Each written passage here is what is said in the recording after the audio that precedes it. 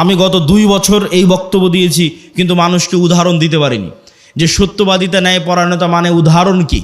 এখন অন্তত বক্তব্যে উদাহরণ দিতে পারবো যে শরীফ ওসমান হাদি হচ্ছে সত্যবাদিতা ন্যায়পরায়ণতার একটা অন্তত প্রতীক, যে জুলাই আগস্টের পর সব মানুষ নিজ নিজ দলের হয়ে গেল। আর যখনই আপনি কোনো দল করবেন, ওই দলের স্বার্থের বাইরে গিয়ে আপনার মুখ খুলবে না, জিহ্বা আটকা বন্ধ। আর যখনই আপনি গণতন্ত্রের রাজনীতির মধ্যে থাকবেন, তখন মিথ্যা আপনার রক্তের মধ্যে মিশে যাবে। কেননা গণতন্ত্রের রাজনীতি এত নিকৃষ্ট, এত জঘন্য, যেখানে এক দল তো আর এক দলের বিরুদ্ধে বলবে, একই আসনে মনোনয়ন প্রার্থী একজন আর একজনের নামে মিথ্যা বলবে।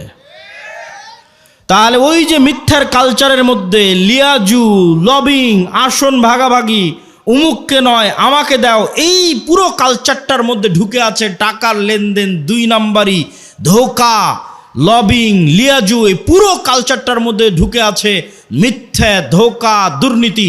তাহলে এই একটা কালচারের মধ্যে দিয়ে যে বড় হবে, এই এমপি, এই মন্ত্রী, এই মিনিস্টার যদি প্রাইম মিনিস্টারও হয়, আপনাদের কাছে সে নেতা হতে পারে, আল্লাহর গায়েবের মূলনীতি অনুযায়ী ও গোলামের ঘরের গোলাম।